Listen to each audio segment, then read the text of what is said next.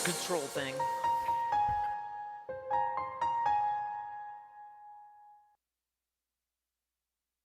Is my mic on? There we go. Good evening, everyone. Welcome to Free. I'm Ryan. I'm the pastor and executive director here. This is Carrie. She is the associate executive director here.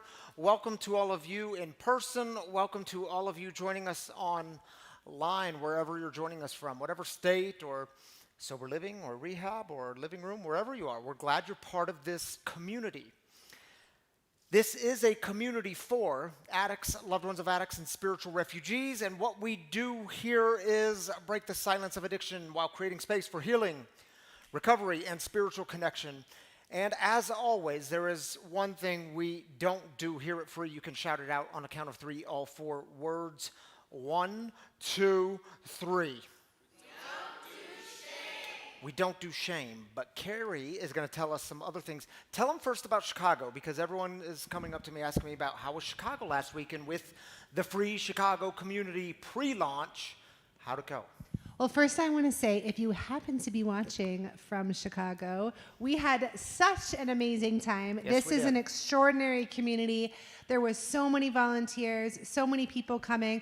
I don't want to compare because I was not in the backyard when they started, but rumor has it, Chicago may have had a few more people. We had about 12 people in our backyard. Yeah, so they had more than that. They had even double that. I'm not great with math, but they may have even had 4 times that number. Well, numbers aren't important, Carrie. And I would encourage you guys to keep listening because their official launch is September 20th. which I hate. Can I do a little bit of a secret? Yeah. So a little bit of a secret. Because of Chicago's extraordinary event on September 20th, we will be doing something here special on September 20th to help celebrate, to kind of help like boost the mood. It may have a Chicago theme. I don't know. But come on September 20th. So Yeah. that's what I'll say. It was Yeah. fantastic. Good work, Seth and your team. Good work, man. I'm excited. Can't wait to see where Free Chicago goes. Good stuff. Okay, you wanted to say some things going on here coming up? I do. If this is your first time, welcome. We would love to get to know you just outside of these doors after service. Connect with one of us or a volunteer, and we'll get you a welcome bag.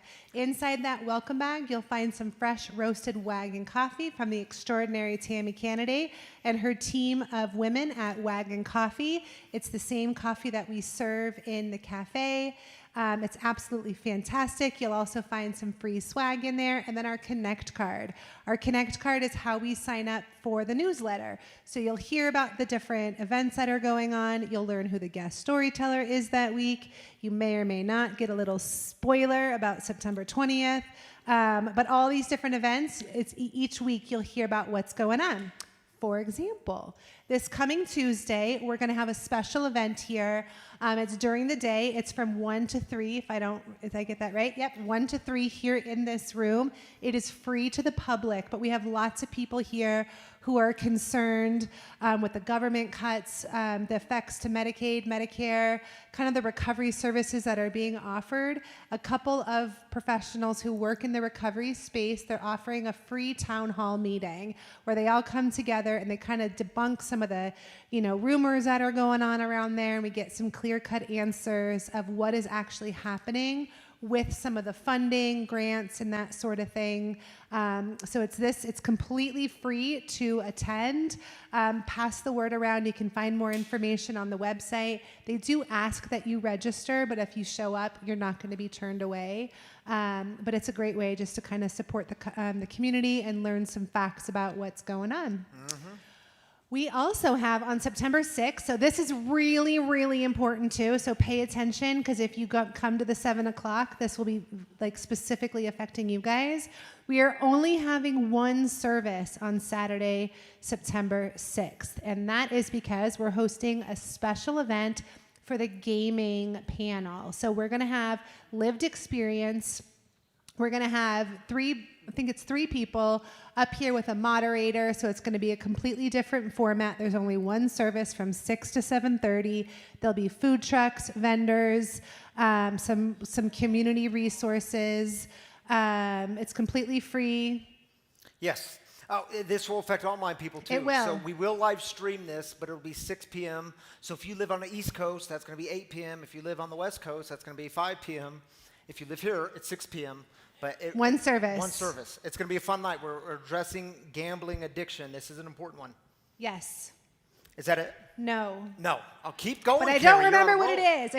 Yeah. Merch. I forgot this one last time too. So we are having a summer clear out. So every shirt that is in the cafe right now, the ones that are on the hanger, there's a special, go. yes, somebody over, is that Elizabeth back there? She bought 2 shirts. I know people at the 5 o'clock bought a bunch of shirts. There's a rack that's out there as well as all the shirts that are on the wall. All of those are 40% off. They're regularly priced at $27. And then now they are $16.20. I am sorry for you online folks if you're not here in the Denver area, but if you are, only. come in person and get your free 40% off merch. Yeah. We got to get rid of all the T-shirts. So last service, Carrie said, steal them if you have to. I said, no, No, Carrie, that's they what can't. Ryan said. Is that We what I don't said? steal That's what I around said. here. We don't steal, but it is 40% off. So get your T-shirts. Yes, buy them for your Okay. friends. Thanks, guys. Thank you, Carrie. All right, y'all. The way we get started here on a Saturday night at Free is with celebrations. We start with the good. We lift up the good. It's always a profound part of our time together of cheering for one another, rooting for one another.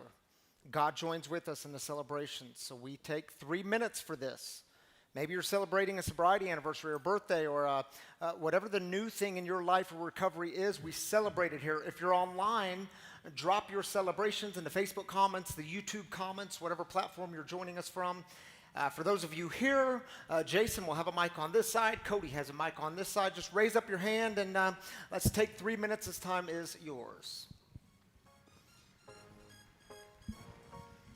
My name's Ray. This is my wife, Sander. I'm celebrating my 8 years clean, and she's celebrating 4.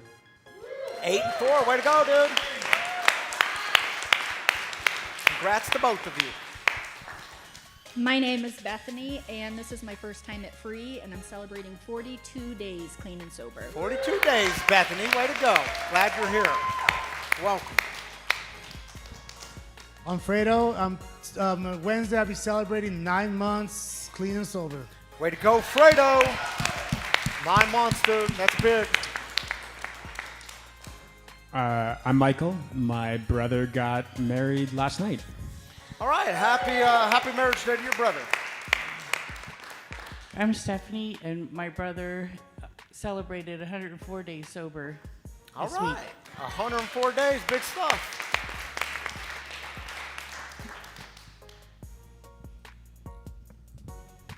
Hi there, my name is Lisa, Chocolate Lisa to some of you, and I've got 2 years sober again after a number of years that I gave away. Chocolate Thank you. Lisa.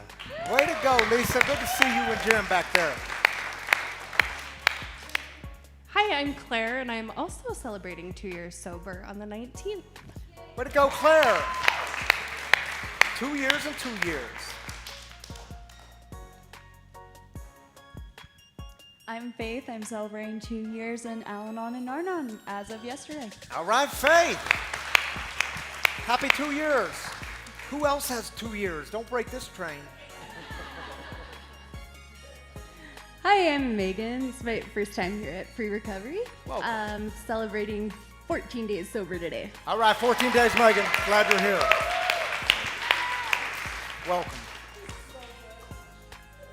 My name's Adam, and I want to give a shout out to my peer coach, Ray, at my Sober Living. He's the best. All right, we'll celebrate that. And to Kai, she just turned 35 last week. Woo! Happy birthday, Kai.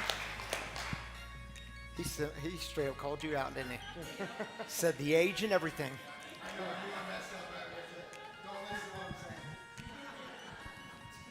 Anyone else? We got 30 seconds. Hi, my name is Charles. This is my first time at Free, and I'm celebrating 80 days tomorrow. All right, Charles, welcome, buddy. Happy 80 days. My name is Jessica, and if you guys can pray for my daughter, she just entered high school, 9th grade, so All right. it's a big deal. Congratulations to her. We have a 9th grader in our house, too. It's some strange days, isn't it? Whew. My name is David, and I'm celebrating 160 days today. All right, way to go, David.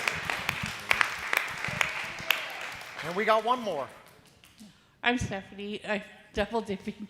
Last week, my husband and I celebrated 9 years of marriage. All right, happy 9 years. Congratulations. Cody, you want to join me up here for a moment? Thank you, Cody, for passing the mic, and Jason. We'll join our online community, shall we? You want to take the first one? I can take the first one. Oh, our screen's going crazy. Look at that. That's, it's like it's in, it's like boomerang. The Matrix happening right now. All right. Do we have some online? There we go. There we go. Nicole, tonight I'm celebrating our guest storyteller, Ben. Your influence in my sobriety has been such a blessing. When you speak, your words carry straight to my heart, loud and clear. I'm grateful and honored to share this walk of life with you. Thank you for being of service and helping me move this week. I needed you. Yeah, we'll celebrate that, Nicole. Y'all will get to know Ben in just a few minutes. I echo those words, actually. All right, Jackie says, celebrating a new job. I start Monday, and I'm so grateful. Way to go, Jackie. Congratulations. Mary, I celebrated I had a walk today with a bad hip. All right. Hey, it's the little things. We'll celebrate that. Sue Garlick says, Sue here, 8 years this week. Got to celebrate there at Free, and I was here for it. Happy 8 years, Sue. Congratulations. Jean C, celebrating the arrival of a 9-week-old puppy into our home. All right. Good luck, Jean. Kristen says, celebrating 5 months. Yeah, we'll celebrate that with you, Kristen. Happy 5 months. That was the last one. Thanks, Cody. I appreciate you being up here, dude. All right, y'all. We are in the second to last week. We're in week 4 of this series called Let Them, based on Mel Robbins' book, Let Them. Tonight, we are going to explore letting them miss out. The next time you feel left out, your friends all go out to brunch together and they don't invite you. Let them. Or maybe the person you're dating doesn't want a commitment. Let them. The next time you feel left out, your friends all go out to brunch together and they don't invite you. Let them. Or maybe the person you're dating doesn't want a commitment. Let them. Or perhaps your spouse does not want to do the 5K with you. Let them. Your company is laying people off. Let them. You spend so much time and energy trying to control other people and getting emotionally worked up about things that are beyond your control. You can tap into peace and true control if you let them be themselves. Yeah, that's good. So do you know, according to a University of Kansas study, if you want to be casual friends, you have to spend 74 hours with someone. If you want to be close friends, you have to spend over 200 hours with someone. In her book, Let Them, by Mel Robbins, the book that this series is based on, she identifies what she calls 3 key factors that she believes makes good friendships possible. And the 3 are proximity, energy, and timing. And I want to focus on proximity for just a few minutes. Here's what she says about proximity. She says proximity means how often you are physically near them. This matters because when you are physically near someone, you naturally spend a lot more time together. Makes sense. It's easier to grow closer to people you see all the time, and this isn't just common sense, it's a fact. Proximity is very important. Who are you in proximity with? Who are you spending your hours with? I learned a very valuable lesson on proximity early on in my journey of recovery. Some of you know that my sobriety date is January 7th of 2013. But on December 12th of 2011, man, I thought I was done. I thought I was totally done with the drink because it was kicking my butt, and I thought I was at the bottom, but the problem was I was still carrying my shovel. You know what I mean?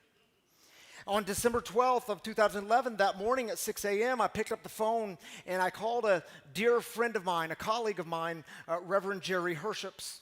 He was the first one I ever told. And I said to him on the phone, thank God he answered, I said, Jerry, I can't stop drinking. And man, it's like starting to take everything from me now, and I can't stop, and I really want to stop. And Jerry is not an addict or an alcoholic, but he knows some things about life.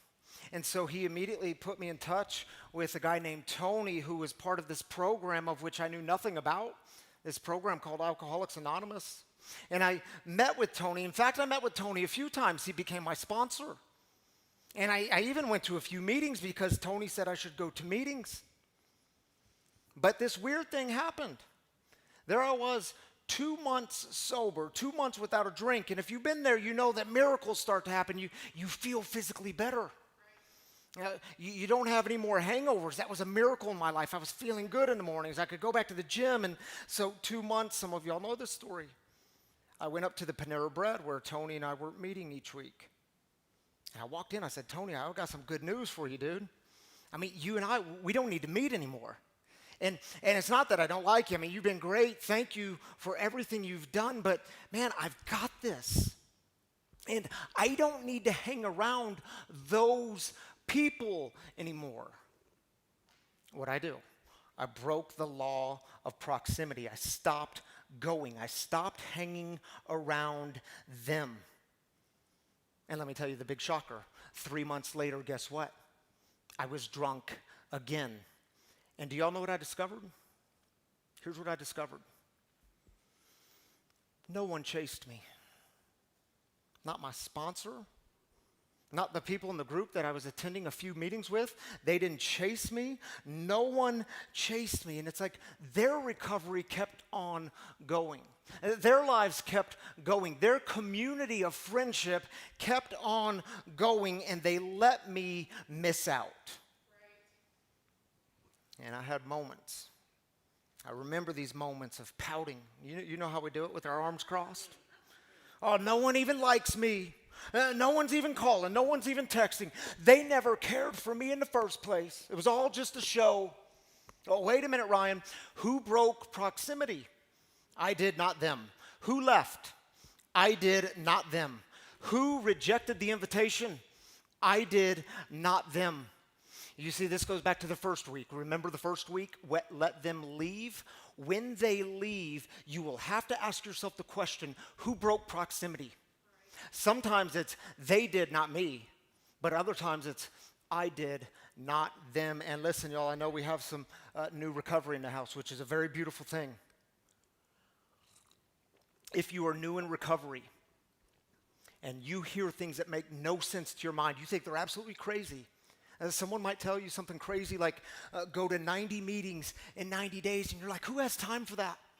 You might hear a cliche saying that says, keep coming back, it works if you work it. Or someone might say to you, hey, pick up the phone every single day and call 3 other alcoholics or addicts and check in on them. And your mind will say, that makes no sense, but your mind is being retrained towards a posture of proximity, and it's very important.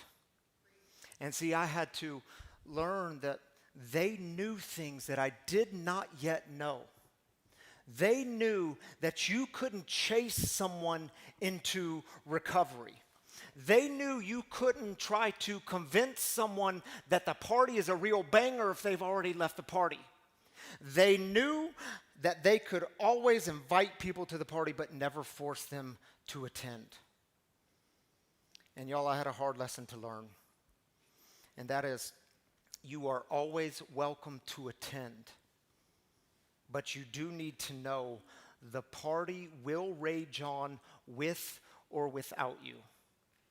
And on January 7th of 2013, when I rejoined the party, they were the first one to welcome me with open arms. Amen. With no shame. Do y'all know what I love about Jesus? I know that's kind of a weird turn, isn't it? And it sounds very pastory, doesn't it? I just don't know another way to say it. But here's the thing I love about Jesus, this first century Jewish rabbi who was going around his world and turning things upside down. When he talked about what God was up to in the world, he so often did so with using the image of a party. And people are invited to this party. Like this beautiful parable called the parable of the wedding party. It's in Matthew's Gospel, chapter 22. And if you're a bit fuzzy on what parables are, very simple. They are these short stories that Jesus would tell, and they were meant to provoke. They were meant to turn things upside down. They were meant to offer new perspective. Check it out. Here's how it starts. Jesus responded by speaking again in parables. The kingdom of God is like a king who prepared a wedding party for his son. And let's just pause there for just a moment, because we have to understand, who is Jesus talking to here? Who's his audience?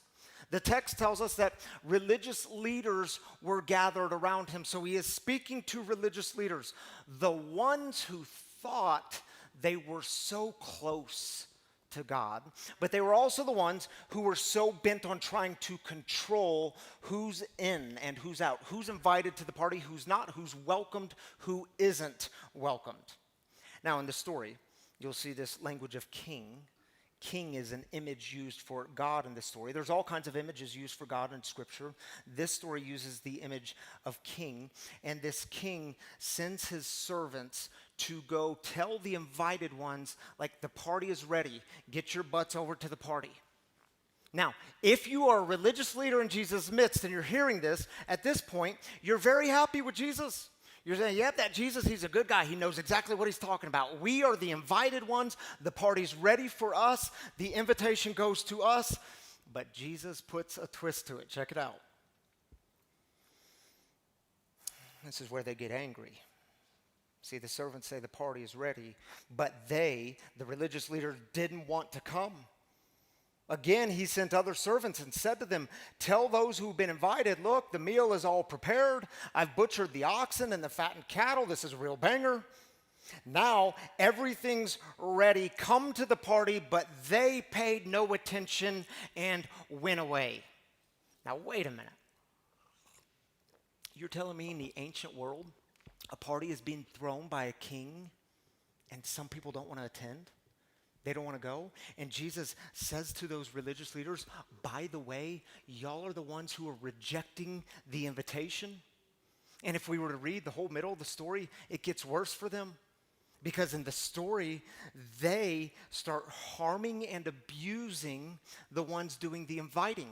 The ones being invited start harming and hurting those who are doing the inviting, the servants. And the king starts to get angry. He says, not only are you rejecting the invitation, but now you are causing harm to the people. And the king says to the servants, listen, I want you all to just forget about them for a minute, and I want you to go out into the city and invite everyone. So go to the roads on the edge of town, to the street corners, and invite to the party anyone you find.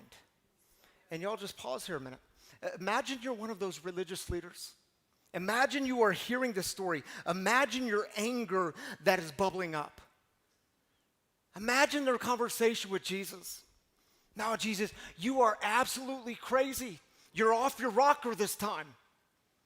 Jesus, not only are you telling us that we are rejecting the invitation to God's party, Jesus, have you forgotten we know things about God? We have given our lives to this stuff. But now you're telling the servants to go invite anyone to the party? You told them to go to street corners? And Jesus, let me tell you what's going to happen, because apparently you haven't thought it all the way through. Street corners. Jesus, what happens when you get a bunch of addicts and alcoholics attending the party? What are you going to do then? You really want them there with all their mess? Jesus, maybe you haven't thought it all the way through, because see, if they come, well, what happens when their family members and their loved ones come? And Jesus, you know how screwed up those people are. And Jesus, maybe you haven't thought it through. We know things about God. We're close to God. Street corner people? What if you get people at the party who know nothing about God? Well, what if they have questions and doubts and they don't have answers and we do, and you want people like that at the party? And y'all, do you see how easy it is to read some of these parables and we say, oh, isn't it just such a pretty story? Oh, wasn't Jesus just so nice? And yet you can see why some people wanted him killed. So the servants went out into the streets and gathered all the people they could find. the bad as well as the good, and the wedding party was filled with guests because the party raged on with or without the religious folk. And do you all notice in the story how Jesus was not at all concerned about the party rules? Like, what are the rules of the party? He wasn't at all concerned with, what if things get too big? What if things get out of hand? What if they don't all believe the same thing? What if they don't even believe the same thing about the party in and of itself? What if they look different and talk different from each other? And do you all know I've been part of many religious circles since the time I was a little boy. And man, it's almost like we never made it into the party because we were so concerned with, wait a minute, what are the rules? Oh, and by the way, who gets to determine the rules? And wait a minute, who's invited to the party? I mean, how are we going to make sure the right ones get in and the wrong ones stay out? I think it's why when religious leaders, when they just make it all about rules and laws, and you get presented a faith that is just so dreadful and so boring, and you're told who's going to be kept out, like for so many of you, it doesn't resonate. Right. And I would say good, because maybe for you, you intuitively know that life with God is good, and somehow it's about a party. And do you notice in the story, it's interesting, everyone's invited, and yet some people reject the invitation. Interesting. And according to the parable, God lets them miss out. According to the parable, God reminds them, wait a minute, you rejected the invitation. You shut off proximity, not me. And y'all, how many people do you know that are being invited into something profoundly good? And maybe you are the one doing the inviting them into the fullness of life, a life of joy, a life of healing, a life of forgiveness and wholeness, and they say no, and then you watch them and saying no, continue down this path of destruction. And you say, man, I don't get it. Man, I have found something so good. It changed my life. This party saved me. And why don't they want to come to the party? Well, why do they say no? Don't they know they're invited, and you will have to let them miss out? But it is not because you're angry. It's not because you are so arrogant you're going to say, well, let me just teach them a lesson. No, it's because you know the worst kind of party goer is the one who actually doesn't want to be there. I mean, the worst kind of party goer is the one who is forced to attend. The worst kind of party goer is the one who is court ordered to be there, and the party is just a big check mark. I mean, that was me in DUI classes. I don't want to be here. I don't want to admit I have a problem with alcohol, and I'm just going to cross my arms, and I made it miserable for everyone. You think I showed up as my best self? No way. You can't force people to attend. It'll make everyone miserable, and it doesn't work. I mean, y'all think about your own life. You had a choice, right? You could reject the invitation. In fact, many of you did many times before you said yes. Well, they have a choice too. And you've probably heard that common phrase about recovery, that recovery isn't for people who need it, it's for people who want it. And see, sometimes them rejecting the invitation, or worse, them making it to the party and even walking in and staying for a while, but then choosing to leave, it will break you. It will shatter something in you. And you will say to yourself, man, I don't get it. They had proximity to everything good, and they left that to go back to a life of isolation. They left it to go back to the thing that was trying to kill them. Why are they doing this? And be careful, because in those moments you can start to take on some of the blame, and you'll start saying things like, man, what'd I miss? Man, if I should have just been more present to them at the party, and what did I miss? And I didn't see this thing coming, and it's not your fault. It's not your fault. Let them miss out. You can always invite, but you can never force. And I do get it, y'all, this idea of letting them miss out. I think it's difficult for many of us. It's difficult because I think we all have a bit of codependency in us. And sometimes events happen and it awakens our codependency. And we start saying things like, man, I've got to go save them.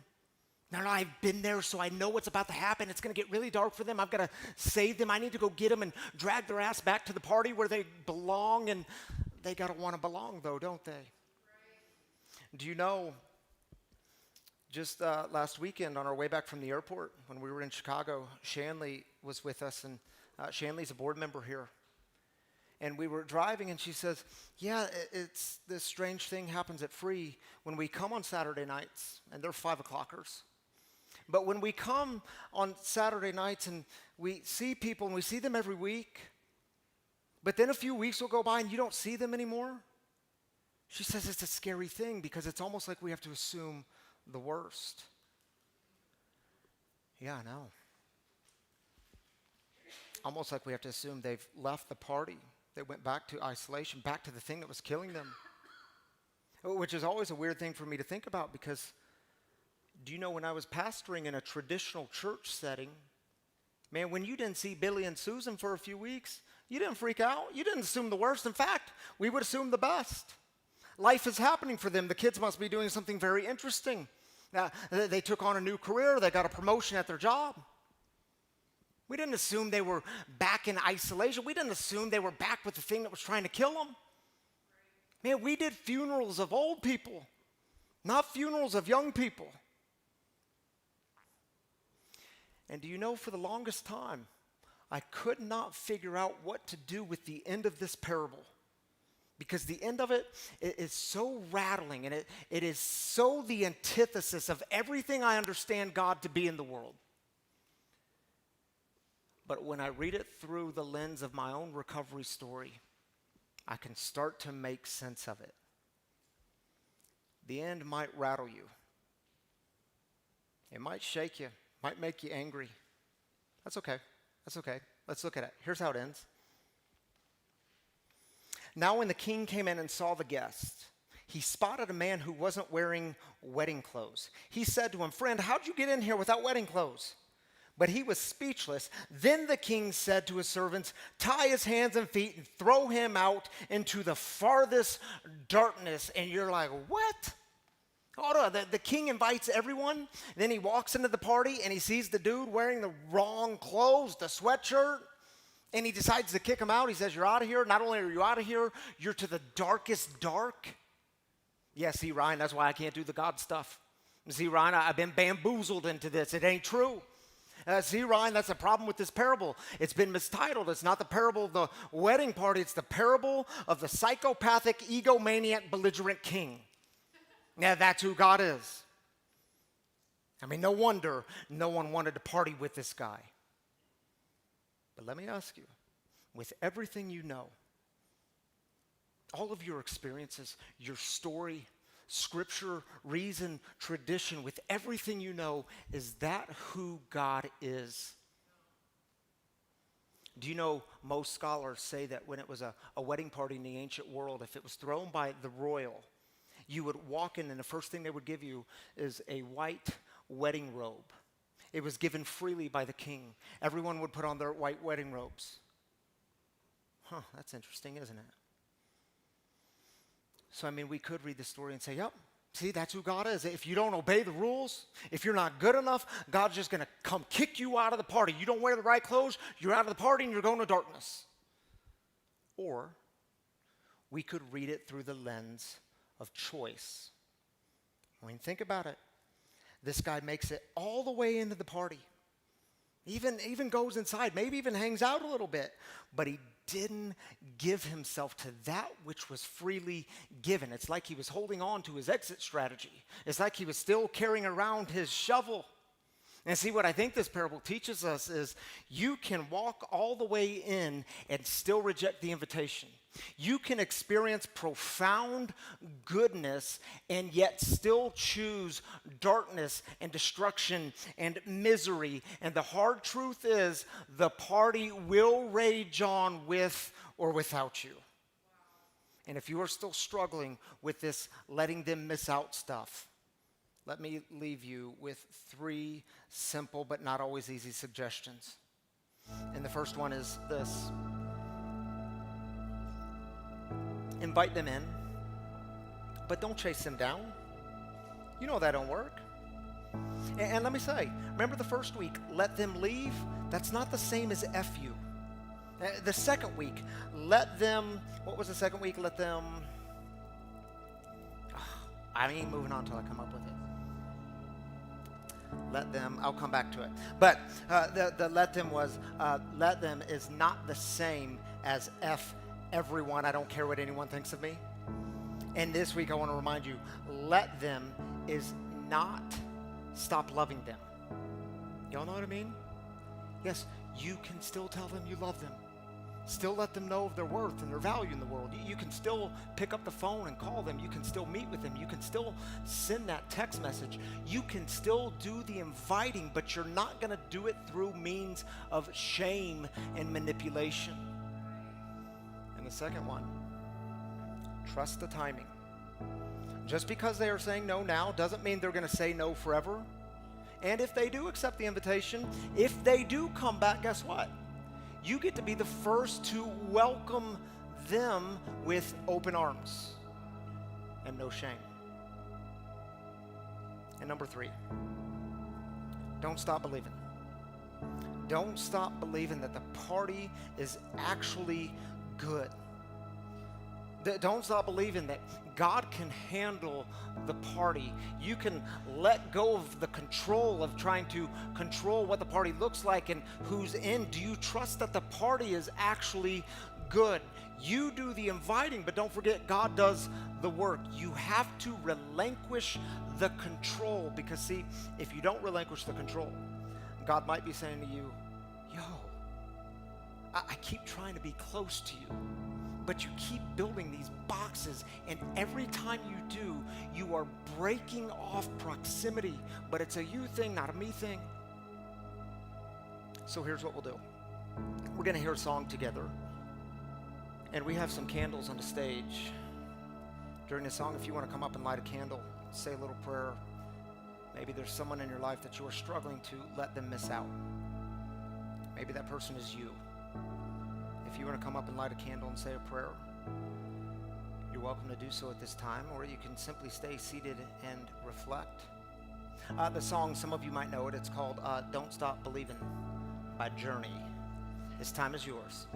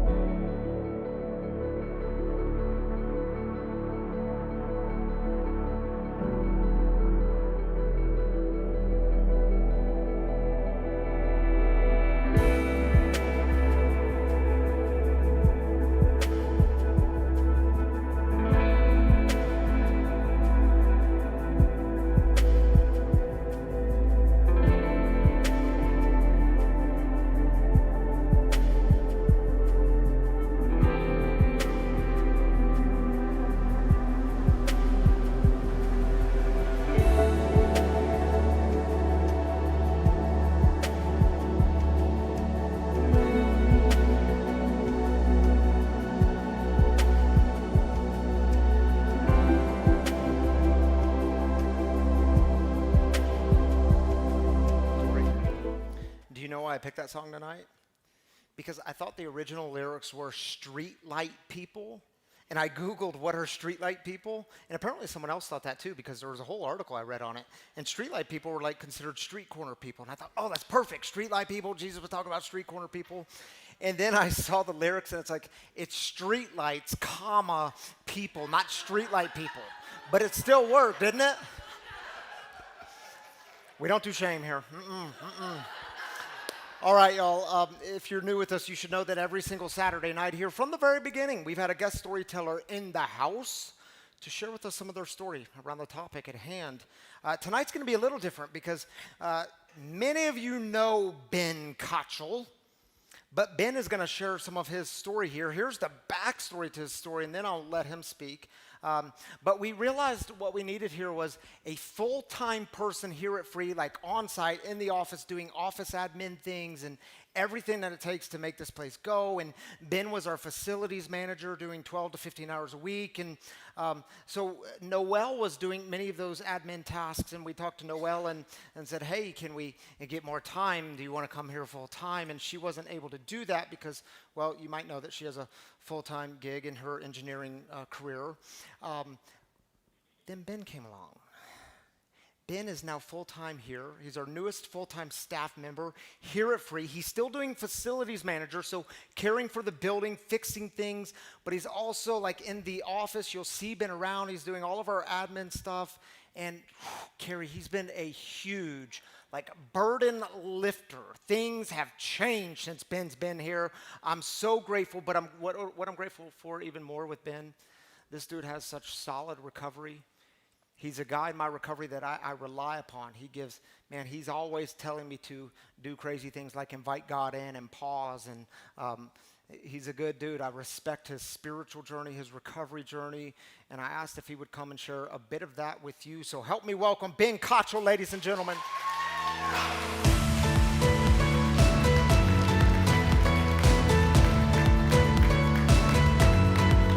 Come on up here, Benny.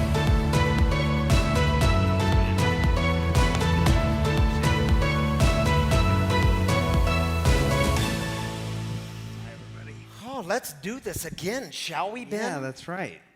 Good to be here. Thanks, guys. Have you noticed me. with the lights move back how much brighter it is and you can't see anyone out there? I can't see almost anyone. Just so much less intimidating. Yeah. Well, let's start here, Ben. You and Jen, your wife, and your kids, Carter, Madison, you guys started coming here in 2019. Yeah. In our old location. This was like back in the OG days, right when we started. But you're not exactly a religious guy either. It's not like you were looking for a religion thing to be a part of, but you're also a sober man of faith. You're on this journey of recovery, and you've been so since March 27th, 2017. Yeah. What'd that look like? Yeah. How did it all intersect? Thank you again. Yeah, early on in my recovery, what I didn't want to do was go into a church basement for a meeting and get help in that way. What I really didn't know I was looking for was this way of life. So, I did come around in about 2019 to Free. I found the meetings. Actually, our recovery meeting happened to move into this space, the old space, and I found this amazing thing that was happening on Saturday nights. And so what I was able to do was I was able to incorporate my recovery with my family, and I was able to bring those pieces together. And I think that's what I was really looking for. I was looking for a way to round out or make my whole life about sobriety and recovery. And yeah, the idea of growing up in the church, so I did grow up, but I felt forced. I felt like I was told I had to go to church.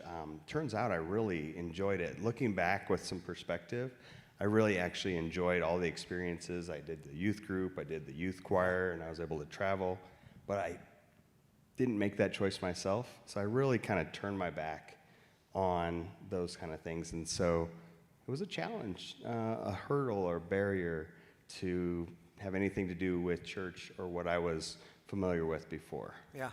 Yeah. Dude, I haven't asked you this before. This is the beauty of not following a script, Ben. Did any of that stuff come up on your fourth step? Like religious stuff or baggage or things you had to let go or forgive? Yeah, it did. My parents making me go, or the youth leaders and things like that, they gave me a hard time. They'd always think I was up to something. Dude, you got that look, man. I was up to something, you know what I mean? I was always up to no good, and so I had a lot of, baggage I was carrying around with that. Yeah. And what a relief to be able to let that stuff go, give that to my higher power, and not have to deal with that anymore. I mention that because a profound change happened in my life when I was able to work through my resentments towards religion that I couldn't even fully articulate until I started writing it down. And to be able to let go of that, to be able to forgive the past, freed me to move forward. But this isn't about me, Ben. This is about you. Tell us in recovery, because I know you're married, Ben, so we have some similar dates, don't we? Yeah, that's right. Yeah, similar dates.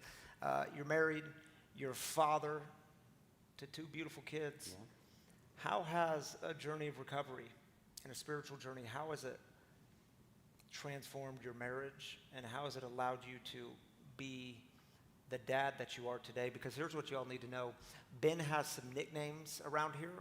I call Ben Gentle Ben, not a gentleman, but a gentle Ben. Carrie got a text while we were in Chicago this weekend from someone in his community, and they said, I just love Ben so much. He's got that dad energy. He's got that dad energy, doesn't he? How's recovery? How's God changed it all for you? Yeah, so coming into recovery, like a lot of people probably can relate, it was all about me, selfishness and self-centeredness.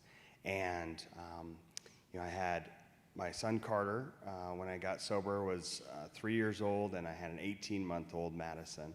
And it was early on, or a few months into recovery, Carter went off to preschool. And Madison and I needed something to do. I was a stay-at-home dad for quite some time, and we found a meeting that had babysitting. And so I started taking her along with me at 9:30, as many days as I could, really. And I found that, she started to pick up on things.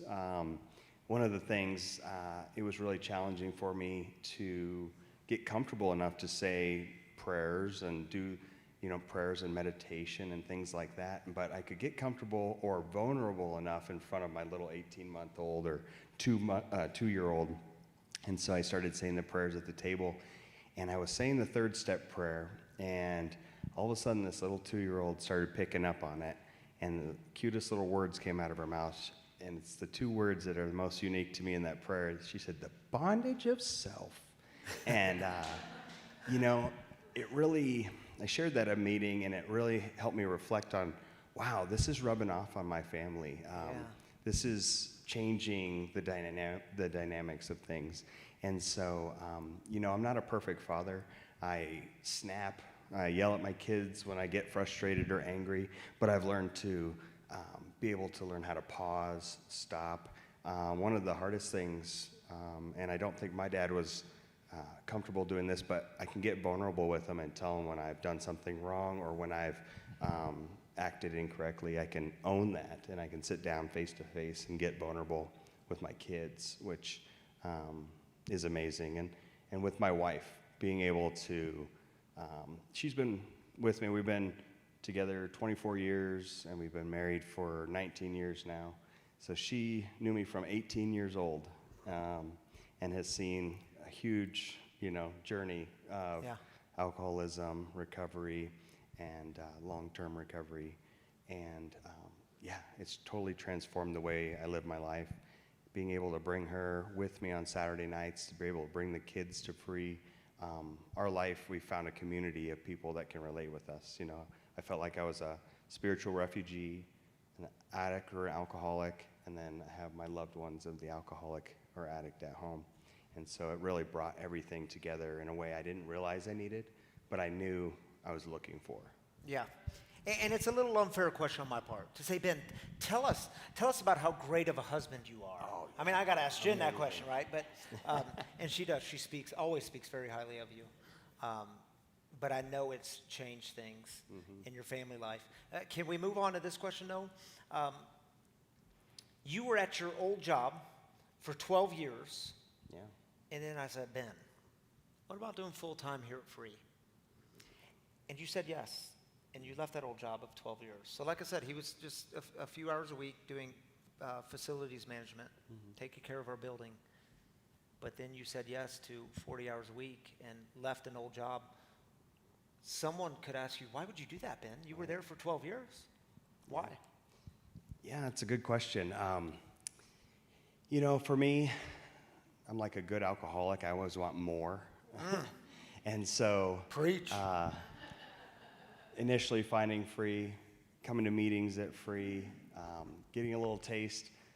I started doing more when I started doing the facilities management, and the opportunity to be here all the time, to be able to give what talents I have, my strengths and abilities, it's a blessing.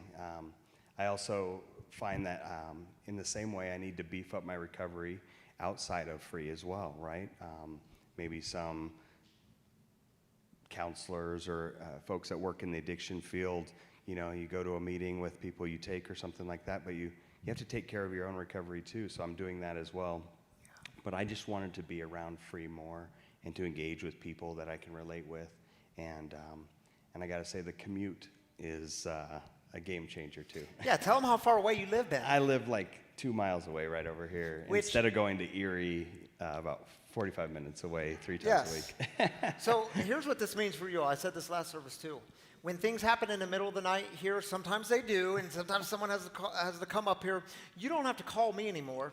You call this guy, and he gets out of bed, and he'll come up here because he can walk here. I got to keep my phone off, silent. So tell us, because like I said just a minute ago, for Carrie and I, man, you've just been such a huge presence here. And what you'll constantly get from Ben, this is not a show or an act, this calming presence. I mean, he brings it into staff meetings, brings it in just daily working around Ben. It's just the calm in the midst of the storm. Not that Carrie isn't those things too. But tell them what kinds of things you'll be doing here, just so they get a picture of who you are and when they should contact you and reach out.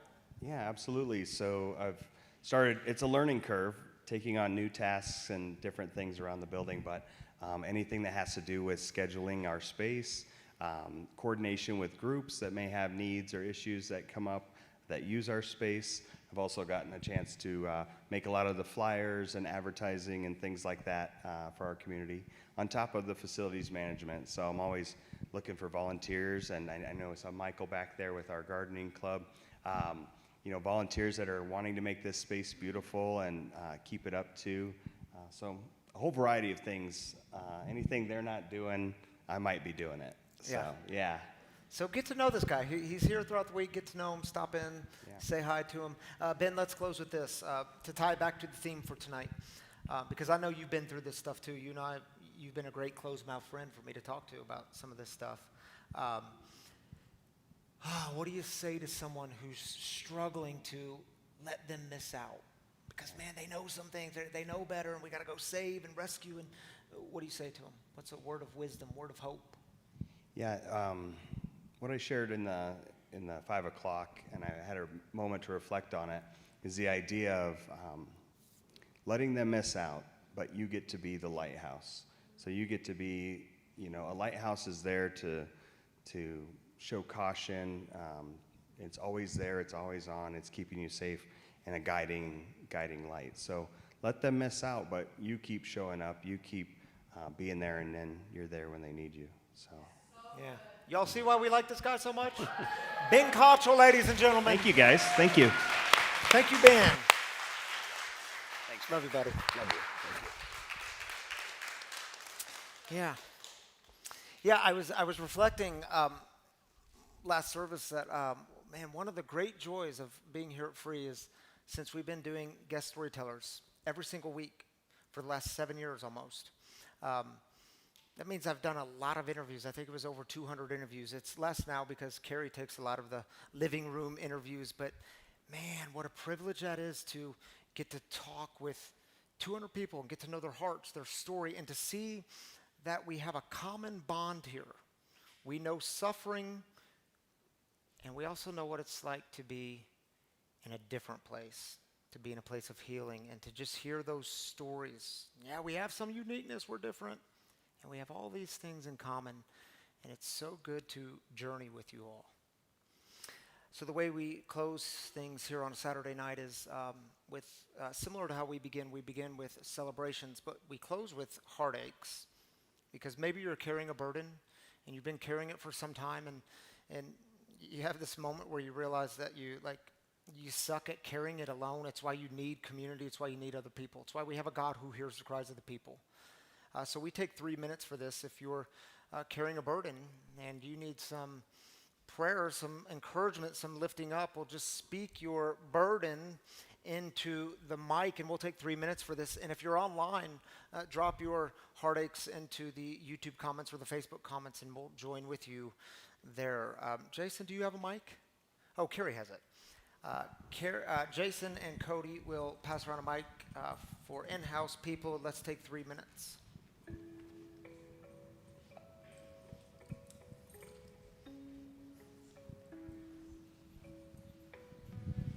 Hi, my name is Marjorie, and I just want to ask for continued prayers. My aunt is currently in ICU. She went last night. Her oxygen levels are very low, and it's just not looking good. Lifting up your aunt tonight. Thank you for sharing that with us. I'm Sheila, and I'll ask for prayers for my son, Chris, who's in Texas. He was in recovery, but recently he's been on a psych hold for too much, and he is too much, but crystal meth, and he's trying to come back from that, so prayers for him. Prayers for him tonight. And you. I just want to say, so last night I had a dream about my mom, and she was really sad. I lost my brother 2 years ago, and so I'm little worried about her, maybe when I have those dreams, and like I just felt really sad today. So maybe we can pray for her, make sure she's recovering well from it. Yeah. Prayers for your mom and for you.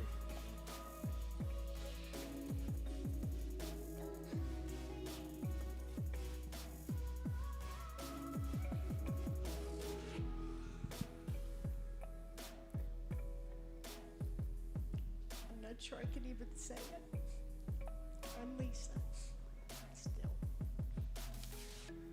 Prayers for my mom and for me. I'm learning how to let go as she's 90 years old and she's aging and failing.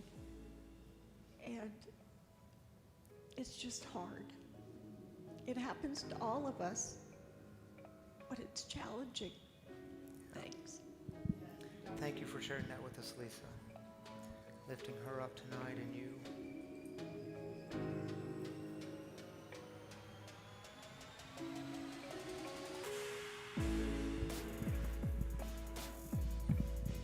Hey, the situation in Israel and Palestine continues to be pretty heavy, so prayers for everyone that's involved in that. Yeah, thank you for lifting them up. And those who are literally starving and dying. Prayers for them.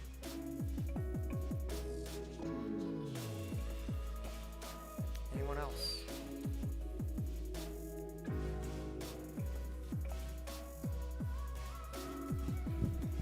My name is Nick. I'm a little over a month into my recovery, and I'm having trouble showing up to the party and putting on the wedding garments. Yeah. And would appreciate some help and some prayers. Yeah. Hey, good for you for admitting that, and I'm glad you're here. I mean, you're in a sense, you're at the party, so welcome. Now the trick is proximity. Are you going to stick around the party, or do we go back to an old way? So prayers for you, dude. Nick, thank you for that. Glad you're here. Cody, you want to join me back up here, dude? All right, man. Thank you, Jason and Cody. The lights are, well, what we did is same lights, but we moved them back a row. I was actually here when Mark was working on it. Yeah, because they said it caused raccoon eyes. So, I mean, we can't have raccoon eyes. So Yeah. Let's just brighten the place up. I see why you wear your hat backwards now, too. Well, I You can't wear it you can't forward. see They my won't let me. face. Yeah, you can't see the face. All right. You got the first one? I got the first one. Stephen, please pray for Chris in Texas for memorial service for his dad. Tough to handle. Thank you. Yeah, Stephen, lifting up Chris. Glad you're here tonight with us. Unknown B. Ramirez. That is an awesome name, by the way. I am dealing with depression and dealing with an alcoholic addiction and need prayers to be able to find the light to the end of the tunnel. Hey, prayers for you, lifting you up. I hope someone in this community connects with her and give her some resources. Let her know what's out there, and maybe Unknown B, if you can let us know where you're tuning in from, that might help too. But prayers for you. I'm glad you're here. Thanks for tuning in. Thank you, Cody. It's good to have you up here, brother. Well, if this place is your home, your tribe, your community, if this mission of breaking the silence of addiction, if it has impacted your life, if it continues to impact your life, well, you should know that we here at Free, we do rely upon your generous giving. Man, that sounds crass to say, doesn't it? We rely upon your money, but the truth is we do. In fact, without your giving, we don't exist. People ask all the time, how are you funded? You, the people. That's how we're funded.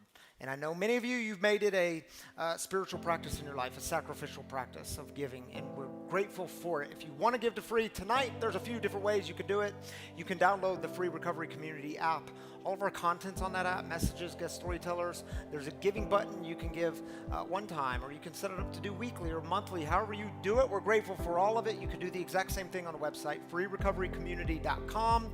And there's the giving kiosk just outside these doors for those of you that still do things like cash and checks. We still accept those things. And the Kind kiosk. It's just outside these front doors here. It's the one-tap system. You can give that way, all safe and secure. And listen, even if you're not giving here, give somewhere, because giving changes you. And maybe you're here tonight and you say, man, I can't give financially, but I'll give in other ways. Okay, here's a way you can give. Jump onto Google and write a Google review. But if you do that, make it a 5-star review. It helps with the algorithm. Write a Google review. Even if you're online, write a Google review. It's a way to get the word out, spread the message of people. They might be looking for a home. They might be looking for hope, and this might be a home for them. So that's an easy way to give back. Everyone can do that. Where's Madison? Is Madison in the house?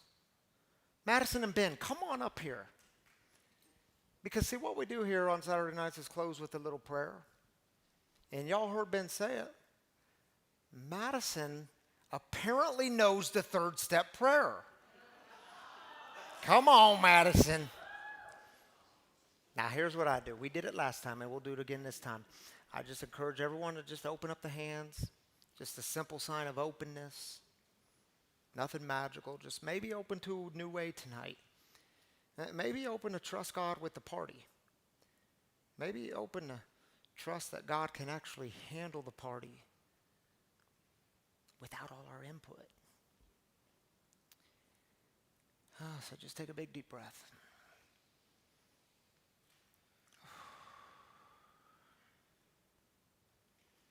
Yeah, it's all a gift. And Madison's going to lead us in the 3rd step prayer. So when you're ready, you kick it off. God, I offer myself to thee to build with me and to do with me as thou wilt. Relieve me the bondage of self, that I may better do thy will. Take away my difficulties, that victory over them may bear witness to those I would help of thy power, thy love, and thy way of life. May I do thy will always. Amen. Thank you, Madison, for leading us. And grace and peace to you all. See you next time.